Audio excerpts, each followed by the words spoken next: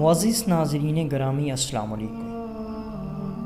حضرت ابو بکر صدیق رضی اللہ تعالیٰ عنہ کے دور میں ایک شخص ملک شام سے سفر کرتا ہوا آیا اور آپ کی خدمت میں حاضر ہوا اور عرض کرنے لگا کہ آپ امیر بھی ہیں یعنی مالدار بھی ہیں اور امیر بھی ہیں یعنی مسلمانوں کے سربراہ بھی ہیں۔ عرض کرنے لگا حضور میرے اوپر قرضہ چڑھ گیا ہے، میری مدد کریں، تو آپ اس کو اپنے گھر لے گئے۔ وہ شخص کہتا ہے کہ باہر سے دروازہ بہت خوبصورت تھا لیکن گھر پر ایک چارپائی بھی نہ تھی، کھجور کی چھال کی چٹائیاں بچھی ہوئی تھیں اور وہ بھی پھٹی ہوئی۔ فرماتے ہیں سیدنا صدیق کی ابو بکر رضی اللہ تعالیٰ عنہ نے مجھے چٹائی پر بٹھا لیا اور مجھے کہنے لگے یار ایک عجیب بات نہ بتاؤں؟ میں نے کہا بتائیے۔ تو عرض کرنے لگے 3 دن سے میں نے ایک اناج کا دانہ بھی نہیں کھایا، کھجور پر گزارا کر لیتا ہوں، آج کل میرے حالات کچھ ٹھیک نہیں ہیں۔ تو شخص کہنے لگا حضور میں اب پھر کیا کروں؟ میں تو بہت دور سے امید لگا کر آیا تھا۔ تو فرمانے لگے تو عثمان غنی کے پاس جا۔ شخص کہنے لگا مجھے تو بہت سارے پیسے چاہیے۔ تو آپ نے فرمایا تیری سوچ وہاں سے ختم ہوتی ہے جہاں سے عثمان کی سخاوت شروع ہوتی ہے۔ تو جو سوچتا ہے اتنے ملیں گے، تیری سوچ ختم ہوتی ہے وہاں سے عثمان کی سخاوت شروع ہوتی ہے، تو جا ان کے پاس۔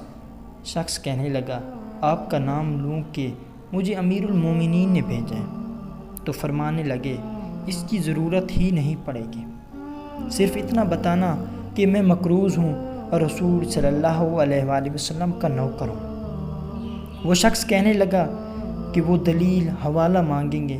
فرمایا عثمان سخاوت کرتے وقت دلیل یا حوالے نہیں مانگتے، عثمان اللہ کی راہ میں دیتے ہوئے تفشیش نہیں کرتا اور سخاوت کرتے وقت ٹٹولنا عثمان کی عادت نہیں۔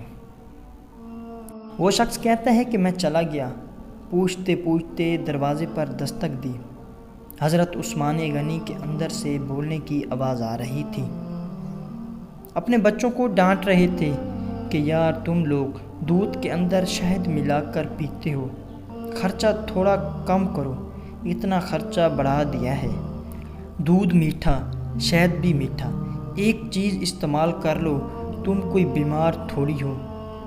شخص کہتے ہیں کہ میں نے کہا ابو بکر تو بڑی باتیں بتا رہے تھے، یہاں تو دودھ اور شہد پر لڑائی ہو رہی ہے اور مجھے تو کئی ہزار دینار چاہیے، کیا یہ دے دے گا؟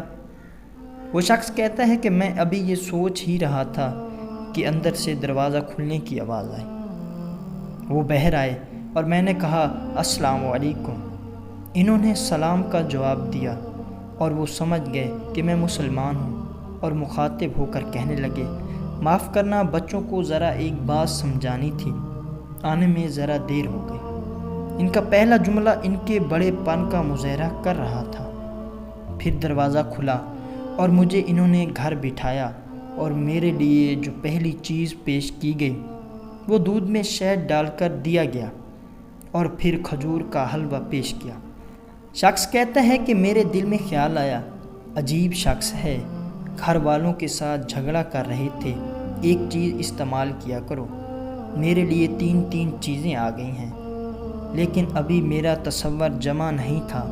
میں نے دل میں خیال کیا اتنا تگڑا نہیں جتنا ابو بکر صدیق رضی اللہ تعالیٰ عنہ نے بتایا ہے۔ وہ شخص کہتا ہے کہ کھلانے پلانے کے بعد پوچھنے لگے کیسے آئے ہو؟ میں نے کہا میں مسلمان ہوں اور ملک شام کے گاؤں کا رہنے والا ہوں اور کچھ کاروباری مشکلات آئی تو مقروض ہو گیا ہوں اور میرے اوپر قرضہ ہے اور مجھے کچھ پیسوں کی حاجت ہے۔ کہنے لگا تو میں نے کچھ پیسے کہا تو انہوں نے ایک آواز دی تو ایک غلام اونٹ پر سامان لدا ہوا لے کر حاضر ہوا۔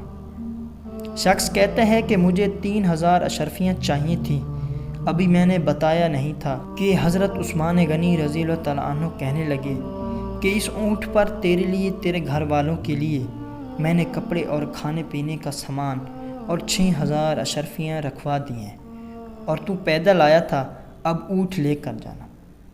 وہ شخص کہنے لگا، میں نے فوراً سے کہا، حضور یہ اونٹ انہیں واپس کرنے کون آئے گا؟ حضرت عثمان فرمانے لگے، واپس کرنے کے لیے دیا ہی نہیں، یہ تحفہ ہے، تو لے جا۔ شخص کہتا ہے کہ میں کہاں سے چلا تھا، ڈھونڈتا ہوا اور پھر مدینے میں آیا، اور جب مدینے میں آیا تو اللہ نے مجھے جھولی بھر کے عطا فرمایا۔ کہتا ہے میری آنکھوں میں آنسو آ گئے، اور میں نے کہا، حضور آپ نے تو مجھے میری ضرورت سے کہیں بڑھ کر نواز دیا ہے، معاف کیجیے گا، میں سوچ رہا تھا دودھ شہد پر تو گھر میں لڑائی ہو رہی ہے۔ تو حضرت عثمان نے کہا کہ اللہ نے جو پیسے عثمان کو دیے ہیں وہ اس لیے نہیں دیے کہ عثمان کی اولادیں عیش مستی کرتی پھریں، میرے مالک نے مجھے نوازا ہے تاکہ میں محمد عربی صلی اللہ علیہ وآلہ وسلم کی نوکروں کی نوکری کروں۔ وہ شخص کہتا ہے کہ میں دروازے تک گیا تو میں نے کہا، شکریہ۔